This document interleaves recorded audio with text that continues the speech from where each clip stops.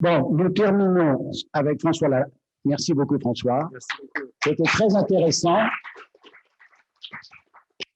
Et la dernière présentation est celle de notre modérateur.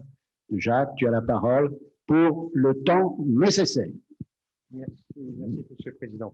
Donc le rapport Vie Académie, je vais rapporter les leçons principales de ce rapport Vie Académie qui devrait paraître prochainement.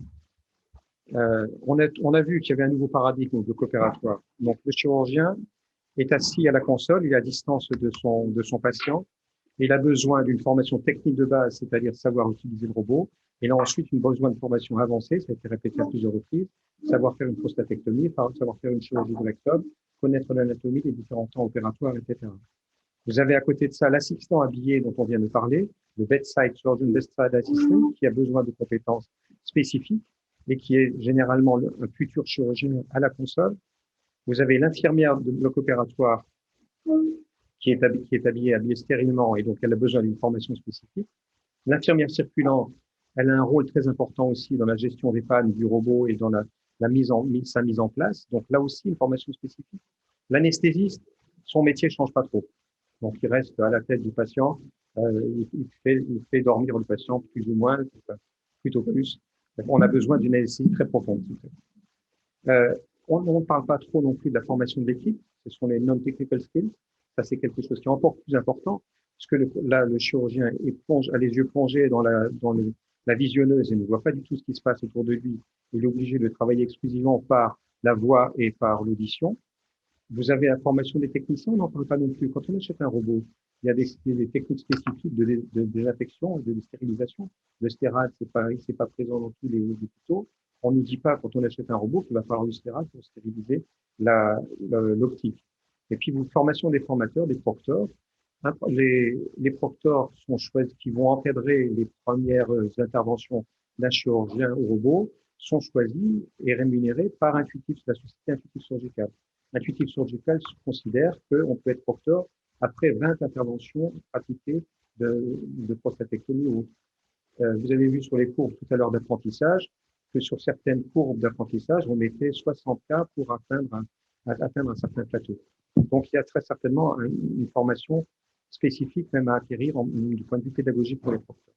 Donc, l'Académie nationale de médecine, par sa commission 15, enseignement, recherche, parcours de formation, a travaillé là-dessus, avec l'Académie nationale de chirurgie, parce que beaucoup de chirurgiens font partie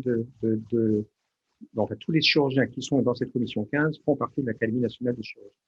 Donc, ça s'est déroulé sur une année, avec des auditions d'experts.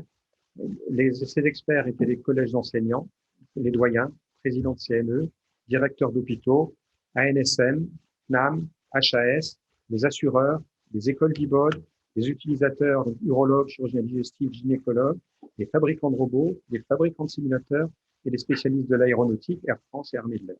Donc tout ça, c'était des experts qui ont été auditionnés.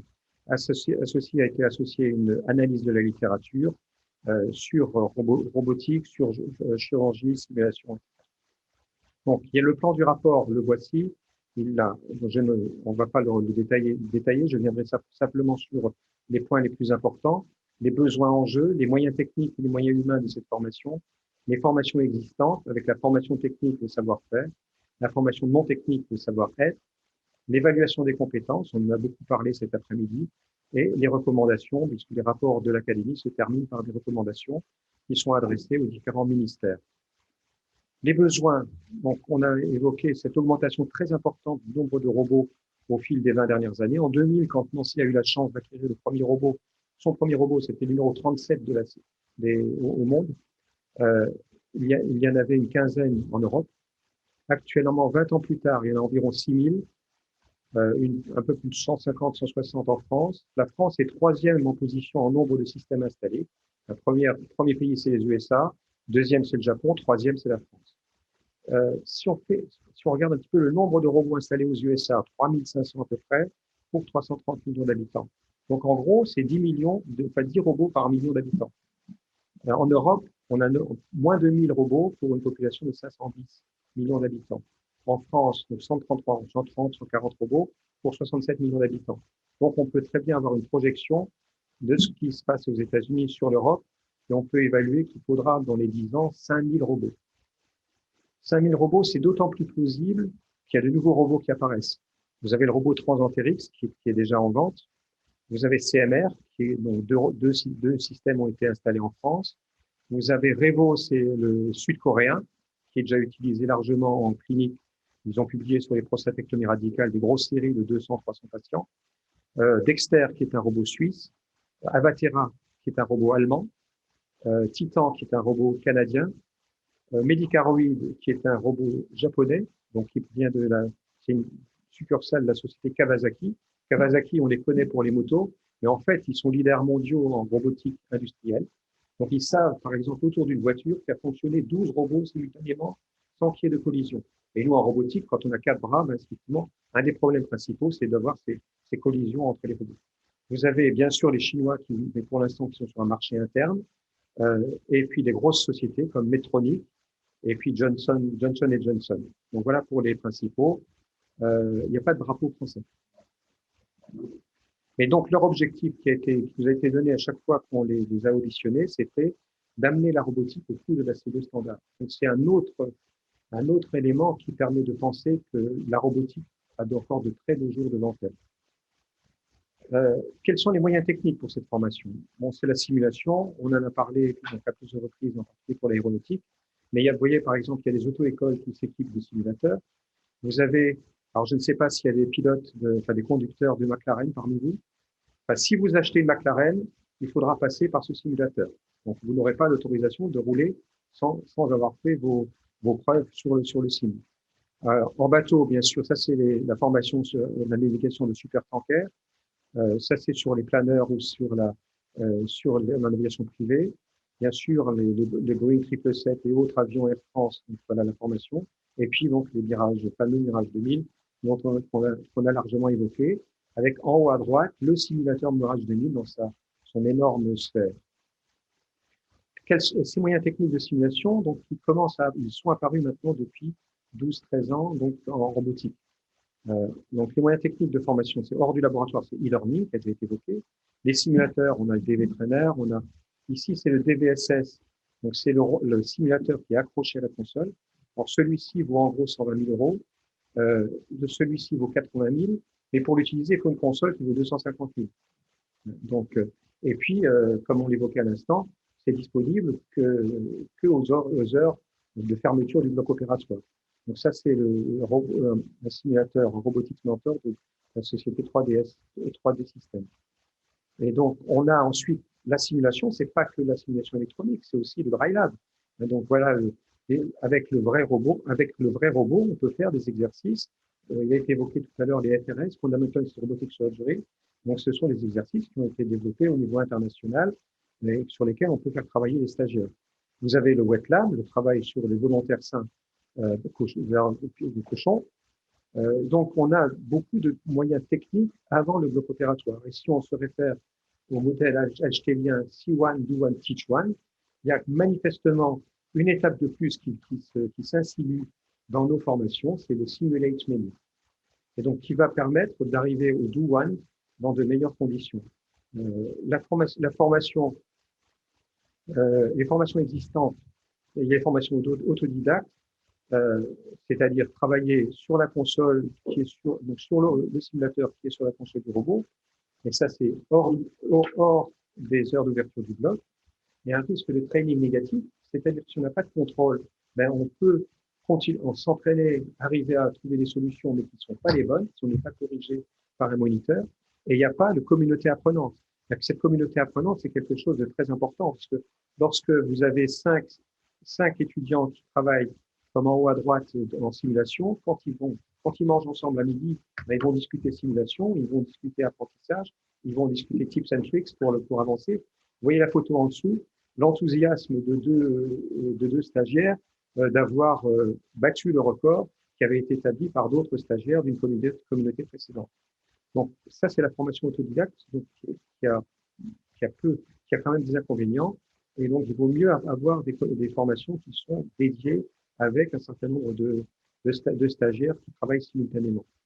Les formations intuitives surgicales, ce sont celles de l'industriel. Elles sont hébergées actuellement dans 2 centres, Orsi, qui a été évoqué tout à l'heure, et IRCAD à Strasbourg. C'est-à-dire que cette société et les nouvelles autres sociétés comme CMR et Medtronic font la même chose, louent les locaux de ces centres et assurent leur propre formation. Puisque la directive européenne concernant le dispositif médical oblige un industriel à apporter les informations nécessaires pour qu'il soit utilisé correctement et en toute sécurité. En fait, les industriels, pour ne pas le citer, Intuitive Surgical, s'est arrogé le droit de délivrer une formation obligatoire. Et ils en contrôlent le programme, les formateurs et les objectifs dans le monde entier. Donc, il y a quand même un conflit d'intérêts assez net entre dans cette façon de faire. D'autres formations existent. On a, comme vous évoquez, créé un diplôme interuniversitaire à Nancy, qui est une formation à la technique de base. Donc, c'est une formation à l'outil robotique. Et puis là, derrière viennent des masterclass, qui sont des formations spécialisées, qui sont plus des formations chirurgicales, apprentissage de la réalisation d'une intervention type. Voilà un petit peu cet apprentissage, step by step, qui peut servir de modèle. Vous voyez, donc on a du e-learning, il y a de la simulation, c'est le DV Trainer et c'est le DVSS. La microchirurgie, pourquoi la microchirurgie? Regardez la position du microchirurgien. Il est assis, même position qu'au robot. Il a les bras appuyés sur un appui. Il a un système binoculaire. Et là, il n'a pas de retour de force. Pour ceux qui ont fait de la microchirurgie, vous me confirmerez, quand on travaille avec du 8-0, 9-0, on ne peut pas attendre d'avoir un retour. Parce que quand on a un retour, ça veut dire que le fil est cassé. Donc, en fait, c'est le cerveau, par la vision, qui va reconstruire ce retour de force. Et c'est ce qui se passe exactement au robot. C'est notre vision qui fait qu'on peut se passer de retour de force qui par ailleurs posait des problèmes techniques à être développés. Donc, le dry lab. Ensuite, quand on a fait du dry lab, on fait du wet lab. Il est très important, on a eu des vétérinaires qui nous ont fait des exposés sur l'expérimentation animale. Il est très important de limiter au maximum l'utilisation des animaux autant qu'ils sont indispensables pour la formation des chirurgiens, c'est-à-dire juste avant de passer à la chirurgie humaine. Le team training, et ça aboutit à un permis de conduire, permis d'utiliser le robot de façon sereine, c'est-à-dire efficace pour le patient et sans risque ni pour le patient, sans stress pour le chirurgien. Parce que aller débuter cette technologie alors qu'on va mettre 3-4 fois plus de temps que si on faisait l'intervention de chirurgie ouverte, c'est stressant. L'apprentissage doit pouvoir permettre de gommer l'essentiel de ce stress. Et donc, on se retrouve avec un chirurgien qui, sur sa console, aura toujours son A, puisqu'il sera apprenti. Il pourra réaliser des interventions relativement simples. Et c'est après, grâce au masterclass, qu'il va pouvoir développer des techniques plus avancées. NTS, Non-Technical Skills, Team Training, voilà, il y a des choses qui se sont développées. Chris Simons, qu'on a interviewé tout à l'heure, ne l'a pas évoqué. Et vous avez ici un exemple de technologie qui a été mis au point pour le Team Training.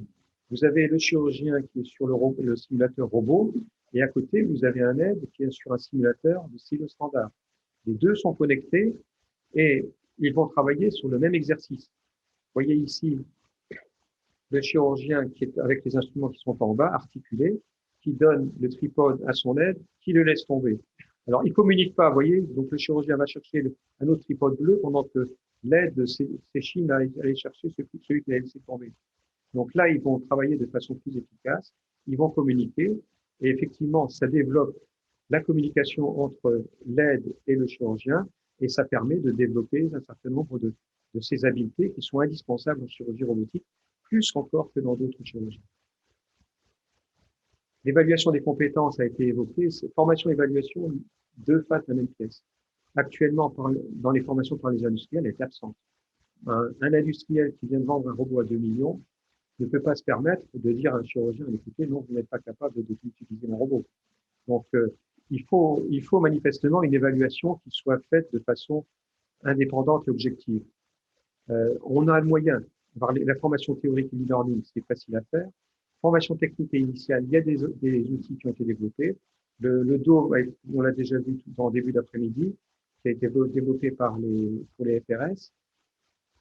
Vous avez des l'enregistrement qui peut être fait, par exemple, ici, on a un exercice tech transfert qui consiste à prendre ce petit anneau et à le mettre ici sur une petite barre, une barre adjacente. Donc, ce qui fait que lorsqu'on enregistre les mouvements de la main gauche ou de la main droite, on a ces mouvements qui remontent et qui redescendent. Donc, à gauche, vous avez les enregistrements qui ont été faits par un expert et à droite, ceux qui ont été faits par un novice. On enregistre la longueur de trajet 35 cm pour l'expert, 1,01 m pour le novice. Donc, c'est un moyen très simple de vérifier la progression d'un chirurgien sur cet exercice. Donc, ce sont des moyens technologiques qui existent et qui peuvent être très bien appliqués. Compétences techniques sont évoluées aussi. Premier cas clinique, c'est toujours le problème des registres qui n'existent pas encore vraiment dans notre pays. Et puis, l'évaluation continue de la pratique des registres. Donc, on a eu des fabricants de robots qui nous ont parlé de l'enregistrement automatique de vidéos. Donc, il est proposé d'enregistrer systématiquement les 10 premières interventions d'un chirurgien, que c'est avec un système qui permet de les anonymiser, c'est-à-dire que dès que l'endoscope sort du ventre du patient, ça, tout est flouté, de manière à ce qu'on puisse rien reconnaître de ce qui se passe dans la salle d'opération. Donc, ces vidéos sont sur le cloud et sont consultables par un expert, éventuellement un enseignant. Elles sont consultables par le stagiaire lui-même qui peut aller vérifier quelles ont été ses performances. Et donc, ça peut être analysé et noté, évalué. Et donc, ils espèrent que par la suite, il y aura une analyse automatique par l'intelligence artificielle. On a vu l'exemple de la cholécystectomie qui a été découpée en un certain nombre de temps techniques. Et l'intelligence artificielle est capable d'analyser chaque temps, de la comparer au standard qui a été établi à partir de plusieurs centaines de chirurgies faites par des experts, et d'identifier les erreurs qui ont été faites par le stagiaire ou les améliorations que cela pourrait apporter. Et donc ça, c'est faisable pour un grand nombre de types de chirurgie. Bon, la recertification, je ne reviendrai pas dessus. Séparation des fonctions, c'est un petit peu à évoquer tout à l'heure. J'aime bien cet exemple de l'automobile. En 1902, les constructeurs automobiles étaient en même temps des formateurs, parce qu'il n'y avait pas aucune structure de formation qui existait. Mais donc, c'était obligatoire, mais ça a évolué. Depuis, vous avez des auto-écoles agréées qui font cette formation, et vous avez par ailleurs des inspecteurs qui sont agréés par le ministère de l'Intérieur et qui vous délivrent ensuite un diplôme qui a une valeur internationale. En aéronautique, c'est la même chose. Airbus, Boeing, le constructeur, l'utilisateur, c'est le pilote. Le formateur, ça peut être une école privée, comme aux États-Unis. Ça peut être Air France, qui a un label concernant la formation. Et la DGAC, qui va délivrer le diplôme et l'autorisation de piloter un type d'avion. En chirurgie robotique, ça va très certainement évoluer vers cela. Pour l'instant, on a les industriels intuitifs, CMR et autres, qui assuraient la formation. On va évoluer vers un organisme de formation qui sera public ou privé et un diplôme qui devra être délivré en accord avec les sociétés savantes par les universités qui sont les structures diplômantes en France. Donc actuellement Intuitive est à la fois constructeur, formateur et dans une certaine mesure certificateur. Donc c'est quelque chose qui doit évoluer, comme ça a évolué pour l'automobile, comme ça a évolué pour l'aviation. Donc, quand on disait robot chirurgical, depuis les fins des années 90, robot est égal à intuitif. On a vu qu'il y a un certain nombre de robots qui se pointent au coin de la rue, comme disait Chris Simon. Le drapeau français, encore une fois, n'est pas présent. On peut le regretter, alors qu'il y a beaucoup d'industriels dans d'autres pays qui ont construit des robots. Ce serait pas mal si la France pouvait être en leader en formation robotique. La conclusion, je crois, première, c'est que la robotique en chirurgie est incontournable. On a, de par l'évolution des robots, de par les progrès qu'elle apporte. Il y a une demande exponentielle du fait de l'augmentation des robots, une demande exponentielle de formation pour tous les acteurs. On l'a vu, que ce soit les chirurgiens seniors, mais aussi les chirurgiens juniors, les infirmières et tout ce qui tourne autour de ces métiers.